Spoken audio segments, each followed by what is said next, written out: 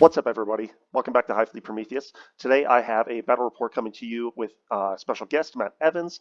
We play Stampede versus Assimilation Swarm. I'm going to go ahead and throw up the list here so we can go through it, and then we can just jump right into the video footage, and I can do my voiceover coverage of that.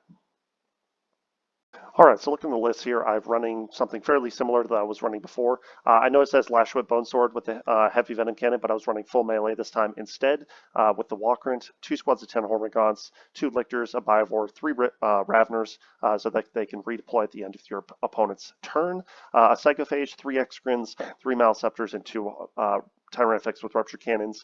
Matt Evans was running another Hive Tyrant with full melee with the parasitic biomorphology enhancement.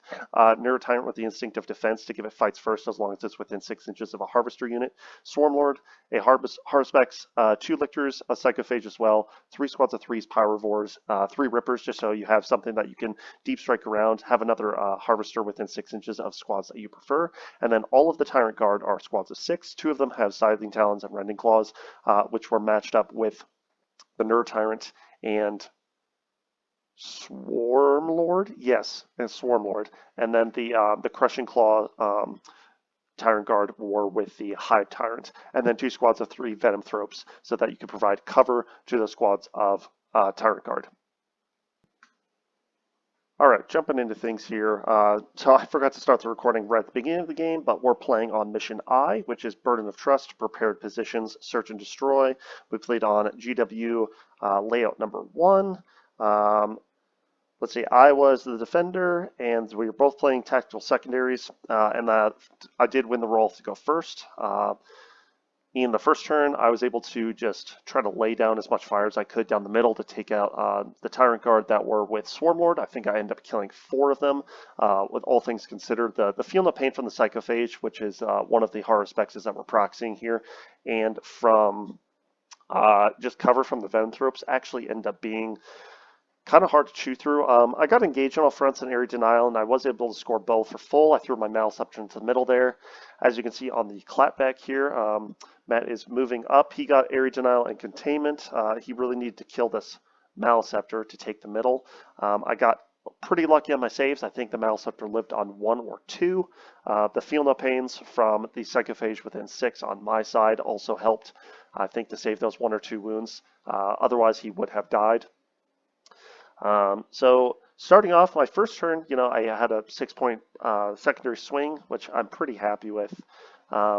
But scoring up and kind of going into round 2, I drew Defense, Stronghold, and Containment. Still some good, strong scoring secondaries. I do need to redeploy those Raveners before I draw secondaries, just scoring up here, which I do end up doing. And then moving into position, the Lictor down there next to the lone Hormigaunt. The Hormigants got destroyed by those Pyrovores moving up. They were able to advance and be within 6 inches of his Tyrant so that they could shoot. I kept the Lictor still so that there wouldn't have been an opportunity for him to overwatch. I could just use the Lictor for containment, and then I moved the Hormigons in the upper left-hand corner behind that big piece of L terrain and the footprint within 9 so that they could complete containment. I'm just moving my monsters in range to either make some charges and to be within 6 of the Tyrant here to get lethals. I don't think I had super bad dice here, but on a first turn, firing my Tyranid with Rupture Cannon into the Hive Guard, he double-sixed to save 2 of the Tyrant Guard. That would have been the difference between killing all of the Tyrant Guard and leaving them on 2. He was then able to regen them, so I just, some swingy dice. I reserved the Exocrine and the Tyrant effects that came in the upper left-hand corner up at the top of the board here to get line of sight down the middle. What I really should have done with the Tyrant effects instead of shooting the Tyrant Guard and focusing on them was killing the Psychophage to eliminate his use of the Feel No Pain.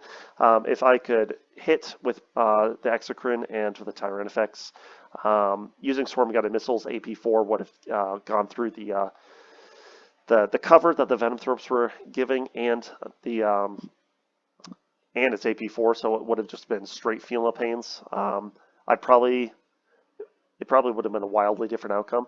But again, I chose unwisely to shoot my Tyrant effects at Tyrant Guard once again to try to strip 2 of them, and he double sixed to save them once more.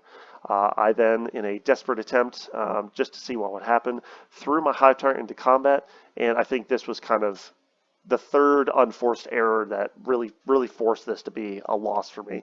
I was able to, I think, only kill 2 of the Tyrant Guard instead of my expected 3. I left one of the Tyrant Guard on 1, and then he did 6 damage back, leaving me on 4, which means in the preceding combat I was going to die.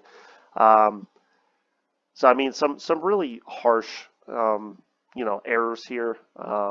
Just focus firing on the big things to take away the feel no pain, and then focusing on the Tyrant Guard second would have been better. Also in the preceding turn, I probably should have used Swarm Guided Missiles to hit the Venom Thropes, because AP3 ignoring cover would just kill them for every shot that threads through. It's AP3, so I think they're 4-up saves. So on average, dice rolls, an Exocrine probably should have killed a Venom Thrope squad, but I think when I did activate in turn 3 or 4 to do it, I only killed 2. So bottom round 2, he got Cleanse and Recover Assets. He was able to do double Cleanse.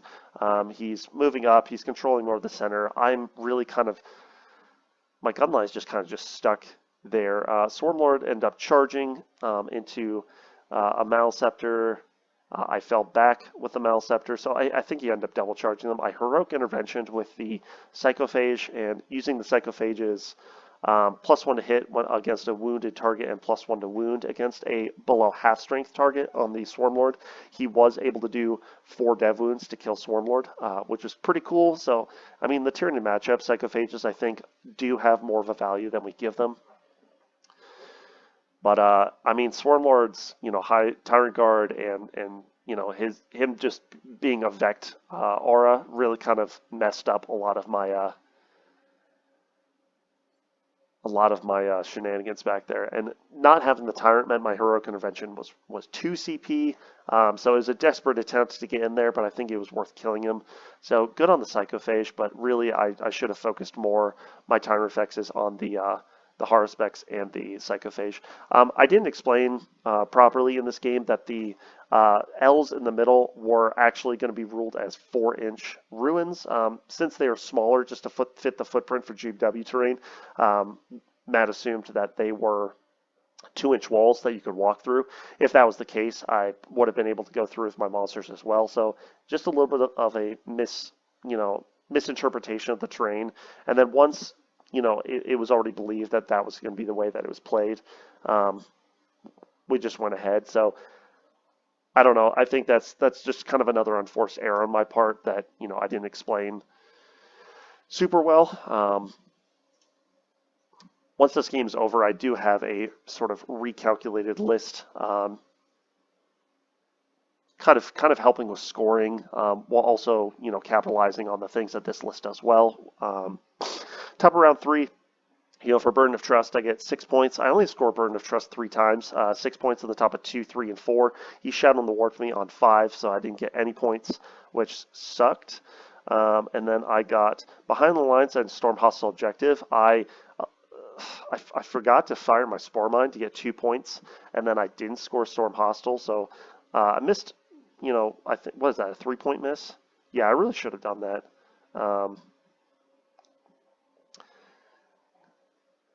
But mistake, I don't know. I also had some really poor sleep this week, so I don't know if I was just super sleep deprived. I also hadn't eaten, much that day. Really, there wasn't really a great plan for success for this game, so I just gotta focus on the things that I can improve on and just move forward. Then.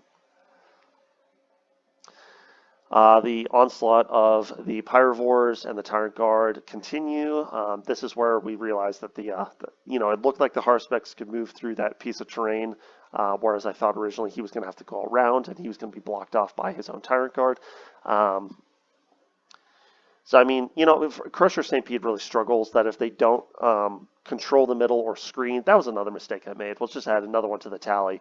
I didn't screen the middle with Hormigons so that he couldn't, on the first turn, just kind of get in my face. I really should have used my Hormigons to screen the middle and in front of that building on the lower right-hand side instead of throwing them out to the objective and just getting mulched by Pyrovores. So not really great usage. And then also keeping my Hormigons in cover in the upper left-hand corner there.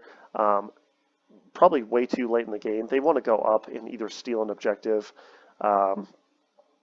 or screen, and I just didn't do any of that this game. So it's really kind of, other than some, lucky 6 dice rolls, not prioritizing my targets on the Psychophage and the Horror Specs, and really just having, I think he regenerated something like 7 Tyrant Guard over the course of the game. It ended up just kind of being a little too late. Bottom of his round 3, he ends up scoring Assassination and no prisoners because the Tyrant, my Hive Tyrant, is already dead, and he ends up killing 2 units. He ends up killing one of the Maleceptors, and I think the Hive Tyrant and the Tyrant Guard end up killing the second Maleceptor down here, so it kills 2 monsters. My top of turn 4, I only score 6 for Burden of Trust. I kept Storm Hostile Objective, which is another mistake. I shouldn't have kept it for 2 turns. I should have just discarded it if I knew I wasn't controlling the middle. So there's the 6th sort of unforced error of this game. I did get Established Locus. I was able somehow to get 4 points. I don't remember how. Oh, I threw my Ravners back there. That's right. They were still alive. They went over into the middle right-hand corner next to that L and the footprint 9 inches outside of his Ripper. You can see them coming now to get 4 points for Locus. So, I mean, that's all right, but I don't know. At this point, I'm looking at the board now, and I'm seeing, the gameplay kind of for the second time, and yeah, I think I should have spread out more. This map is also just really not a strong map for Crusher. Them having these jump points right at these L's in the center field that you can walk through end up being just a great staging point for melee armies, and just the way he was running all the Tyrant Guard with Swarmlord and Hive Tyrant, it's really a weakness of mine if you don't screen that so they can't move through. So I mean, good on him. That's something for me to realize.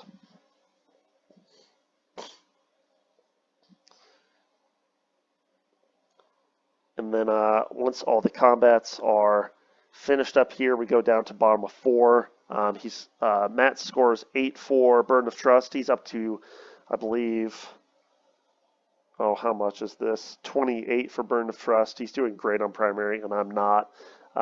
He draws Mark for Death and Bring It Down. Mark for Death, he's not able to score, but Bring It Down he is. He ends up killing that Maleceptor in combat, consolidating into the Tyrant effects, killing that Exocrine here in combat, I believe, and then consolidating into the next Exocrine.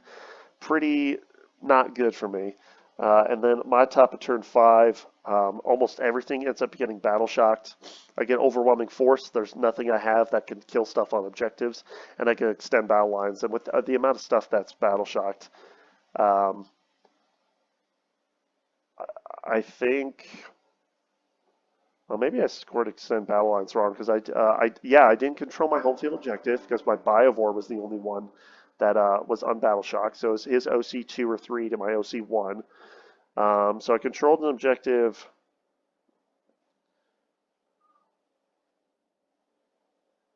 Yeah, and I think for extend battle lines, it says you only have 1 unit on the battlefield to control an objective in no man's land, which I had more than that. I had So 0 for Overwhelming Force, couldn't kill anything, and then 0 for Extend Battle Line. So my turn 5, I completely skunked. I scored no Burden of Trust and no secondary, so ended the game for me at 50, just from the other Burden of Trust turns. And then Matt ended up scoring behind enemy lines and Sabotage on his turn, 6 for Burden of Trust, and at 34 on primary. And then I was able to use my shadow to battle shock some stuff so that he was only able to get behind enemy lines for 2. And the sabotage, he didn't have enough units that could do sabotage before the end of the game. I'd moved my Raveners up here to try to make a long bomb charge because they were unbattle shocked to try to get extend, but I needed a 10-inch re-rolling charge and I failed both. So it was a Hail Mary to try to get him off the objective, just to kill something. I don't know. Oh, it was for overwhelming force, just to get 2 points, and I failed. So that would have been an extra 2 points. Me firing my Bivor to get behind the lines would have been an extra 3 points, so it would have been 55 instead of 50. So, I mean, I am doing some tournament practice for a team tournament coming up in December. So some of the stuff I guess I need to focus on just for, how close can I make my games, if I am going to lose them.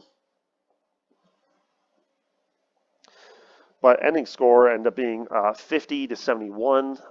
Let's see, a 21-point loss, I believe is, I think it's a 14-6 in teams for WTC scoring. But this was my lowest scoring practice game of Brian Nexus, and I think, there's a lot of things in and out of the game I could have done better. Not being sleep deprived, actually having some food on board so that maybe I can think. Prioritizing shooting the psychophage, and then spreading out my gun lines so that everything can't be tagged in preceding combats, one after the other. All right, I was pretty not happy with that performance that night, but after that game, I was able to talk with Matt about some improvements I could use. I think not having a Neurotyrant at all in Crusher really is a detriment. That if you're only able to battle shock 1 or 2 things on the field without the Neurotyrants -1, and you don't really have Synapse, I think it's too swingy. I think if you do have the Neurotyrant and you have at least 1 unit, such as a Maleceptor or a Walkern or something inside in range of 6 inches to get the extra -1, I think that's a little bit of consistency that you have to play into. The rest of the list with the Maleceptors and the Exocrines end up doing their job pretty well. The revision does still have the Walker throw in the Neurotyrant, no enhancements needed. You still have those 2 squads of Hormigons, and like I said, I just got to use them to screen more properly. I am now throwing in a Pyrovore because I think there's one go turn in which if I can strip cover from a unit to have all my units fire on it, not just have one unit use Storm-Guided Missiles, it's a lot better than preceding turns where the opportunity targets for those Exocrines or Rupture Fexes using Storm-Guided is better on a turn without the Pyrovore. Still have those 2 Lictors and the Bivors for scoring. I think the Raveners are really good for your redeploy. The Ripper I did throw in instead of an enhancement just because it would help a little bit with scoring on turns in which you need behind enemy lines and engage on all fronts. The difference there is an additional 2 points, assuming you're able to get 2 units in other than the Raveners or with a Spore Mine. If it ends up giving away a no prisoners point, that's fine. I think the Psychophage is a little bit of a sleeper. The bonus defensiveness, it does have Flamer.